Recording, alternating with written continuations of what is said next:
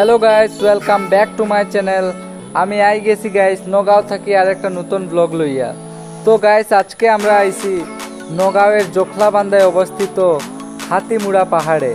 তো হাতিমুড়া পাহাড়ে বিশেষ কারণে আইছি, কারণ এখানে একটা খুব পুরনো খুব প্রসিদ্ধ একটা দুর্গার মন্দির আছে। তো সেই মন্দিরটা দেখার জন্য আইছি বন্ধুরা।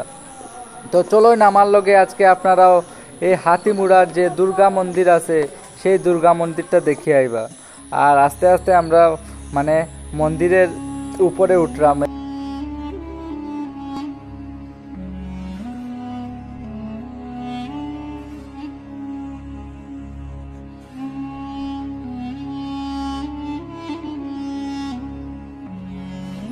হাতিমুড়া যা একটি প্রত্নতাত্ত্বিক স্থান, আমরা ইংরেজিতে বলে থাকি আর্কিওলজিক্যাল সাইট।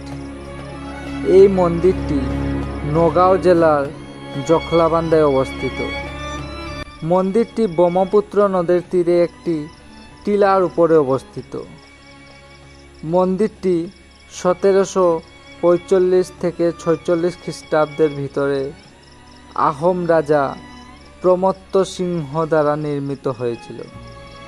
মন্দিরটিতে দেবী দুর্গা বিরাজমান।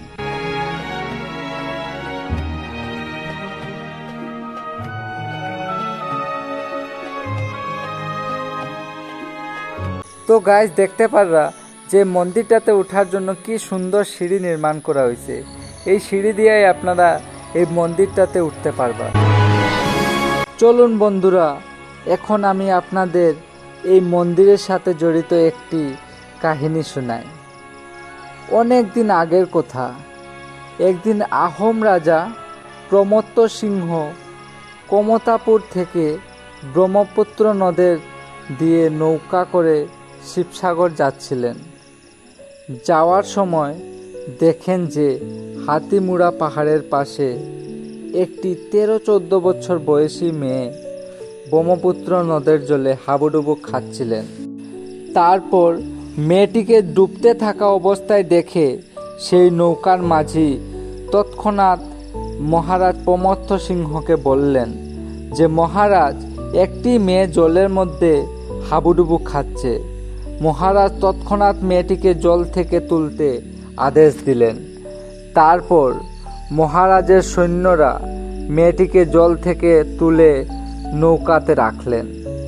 তারপর আহোম রাজার সেনাপতি তরুণ দেউরা ফুকন মেয়েটিকে জিজ্ঞাসা করলেন যে, তোমাকে কে জলে ফেলেছে এবং তোমাকে এখন আমরা কোথায় নামিয়ে দেব? তারপর মেয়েটি সেই হাতিমুড়া পাহাড়ের দিকে ইশারা করে বললেন যে, আমাকে ওই পাহাড়ে নামিয়ে দাও। তারপর সেনাপতি ভাবলেন যে এত ছোট একটি বাচ্চা মেয়েকে কেমন করে এই গভীর জঙ্গলযুক্ত পাহাড়ে একা রেখে যাব।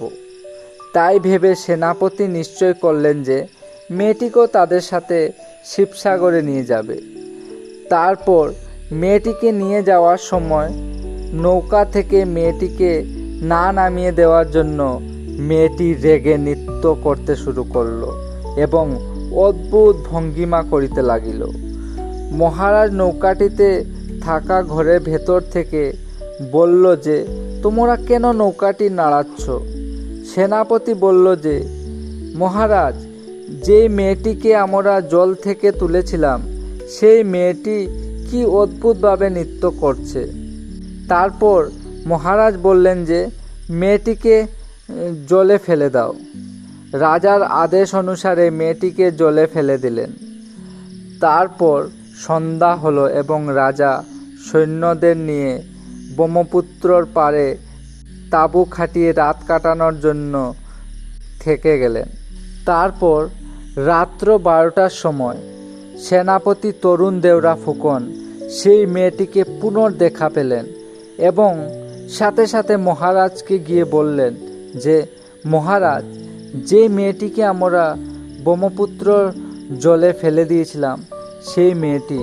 তারপর রাজা দেখলেন এবং রাজা দেখতেই সেই মেয়েটি মা দুর্গার রূপ ধারণ করলেন। তারপর সাথে সাথে রাজা মার চরণে পড়লেন এবং বললেন যে, মা, তোমাকে চিনতে না পেরে সেই জলে ফেলে চলে এসেছিলাম। এখন তুমি আমাদের যেটি দণ্ড দেবে আমরা মাথা পেতে স্বীকার করিব। মা বললেন যে, না, তোমরা কোনো অপরাধ করো নাই। এখন তোমাদের কাজ হলো যে ওই পাহাড়ে আমার স্থান আছে, সেখানে একটি মন্দির তৈরি করো এবং এই মন্দিরে যেন কোনো ধরনের লোহা ব্যবহার না হয়। তারপর রাজা প্রমত্ত সিংহ কোনো ধরনের লোহা এবং সিমেন্ট ছাড়াই মন্দিরটি নির্মাণ করিলেন এবং মন্দিরের ভেতর একটি পাথরের মধ্যে মা দুর্গার প্রতিমা দেখতে পাওয়া যায়। তো গাইস, মন্দিরের সাথে জড়িত যে কাহিনীটা শুনাইলাম আপনাদের, কিরকম লাগলো? ভালো লাগিয়ে থাকলে নিশ্চয় কমেন্ট করিয়ে জানাইবা। আর আমিও মন্দির দর্শন করলাম আর করি, এখন আমি বর্তমানে নিচে আইছি। আর তো চলুন গাইস, একটু সামনের দিকটাও দেখিয়ে আওয়া যাক। আর আমি বর্তমানে দেখতে পাইলাম যে বিভিন্ন জায়গা থেকে দর্শনার্থীরা আয়রা মার দর্শন করার জন্য। এই যে দেখতে পারা বন্ধুরা, বহুত দূর দূর থেকে দর্শন করতে আয়রা মার। আর এই যে এখন সামনের দৃশ্যটা আমি দেখাই, মন্দিরের ঠিক মানে নিচে এই দৃশ্যটা, বড় বড় পাথর দেখতে পারে। এই যে পাথরের উপর বান্দর বই রয়েছে। এই যে দেখতে পারে আপনারা পাথরের উপর। এই যে আপনারা এখানে আইলে একটু মানে সাবধানে থাকবা, কারণ মোবাইল টোবাইল এগুলো একটু সাবধানে রাখবা। এই এরিয়াগুলোতে মানে সব দিকে খালি বান্দরেই বান্দর, সব দিকে। আমি যতটা মন্দিরে গেছি সব দিকে খালি আমি বান্দরে দেখতে পারছি। তো একটু মানে সাবধানে থাকবা, জিনিসপত্র একটু সাবধানে রাখবা। আর এই বট গাছটা দেখুন বন্ধুরা, এই বট গাছটা দেখুন, অনেক পুরানা, দেখতেই লাগে মানে অনেক পুরানা বট গাছ। আর বট গাছের পাশে একটা মানে আমি প্রাচীন দৃশ্য দেখাইমু আপনারা, চলুন দেখি। এই যে সেই প্রাচীন দৃশ্য, যেটা মানে দেখুন গণপতি বাবা, এই যে পাথর দিয়ে কাটিয়া বানানো হয়েছে গণপতি বাবা, অনেক আগের। এইটা দেখতেই লাগে মানে আহমের সময়, আহম রাজার সময়ের এটা। আর এই যে দিকটাও দেখুন, সামনে একটা মানে পিকনিক প্লেস আছে, সেখানে আইয়া মানুষ পিকনিক করে। এই যে সামনে নদীর পাড়ে, ঠিক আছে। আর এইদিকে দেখুন বন্ধুরা, পুরা বান্দরের ফৌজ জমা হয়েছে। এই যে দেখুন পুরা বান্দরের ফৌজ। তো গাইস, আজকে হাতিমুড়ার যে দুর্গা মন্দিরটা দেখিয়ে আপনার কিরকম লাগলো গাইস? তো আজকে আর দুর্গা মন্দিরের ভিডিওটা লম্বা না করিয়া ভিডিওটা এখানে শেষ করবো।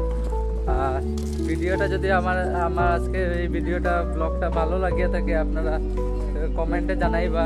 আর পারলে যদি ভালো লাগিয়ে থাকে একটা লাইক করিয়ে দিবা। কিরকম লাগলো ভিডিওটা আমার কমেন্ট করিয়ে জানাইবা। একটা নতুন ভিডিও লইয়া আপনার লোকে খুব তাড়াতাড়ি দেখা হইতেছে। ততক্ষণ বাই বাই, জয় হিন্দ।